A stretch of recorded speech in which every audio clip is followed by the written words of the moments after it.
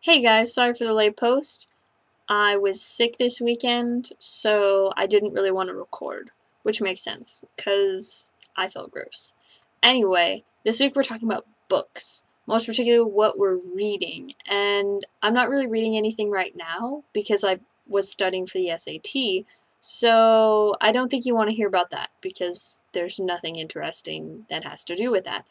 So, in fact, I will talk about the book that I read most recently, which was One Day by David Nichols. And I feel bad because I haven't read anything else by him.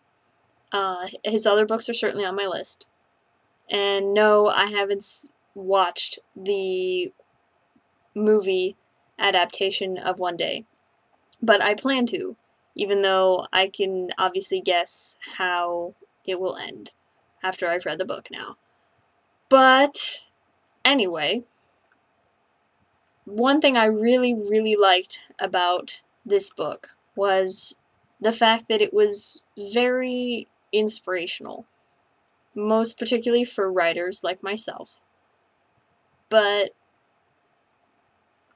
books always should be inspirational, or at least get you thinking in some way. And this book, after I read it, really just gave me that drive to want to get published and to continue working on all of the various manuscripts that I have, and most particularly the ones that I really do want to see published, and see my name on their hardcover or Kindle or wherever, just, to one day see my name or my pen name somewhere on, or basically see my name in lights. It's you being your own celebrity, I suppose. And the best thing I liked about his style was something I've actually found in other writers, and I've always strived to implement when I plot, which seems kind of weird to try and do that when you're plotting, because maybe things should always feel so free and by the seat of your pants, but I always like the art of surprise, and how some of these books that I've read, most recently One Day by David Nichols, was how he'll take a plot and he'll just, throw it completely out the door, and all of a sudden, it's surprising. Takes you by surprise. It's a brick to the head. And one other thing I really liked was he did such a good job at capturing life and its roller coasters, and how people get from point A to point B through, C through Z. I mean, life isn't just a straight line. It's a whole bunch of little segments and, loopholes and just loops that, different routes to get through life. One thing I really hope to learn from David Nichols, and hopefully when I read his other books, is how well he captures emotion, and particularly emotion when it comes to relationships between characters, because emotions are really important. I mean, if you write a character that doesn't have or express emotions very well, I mean, how are you supposed to get the readers and the audience to relate?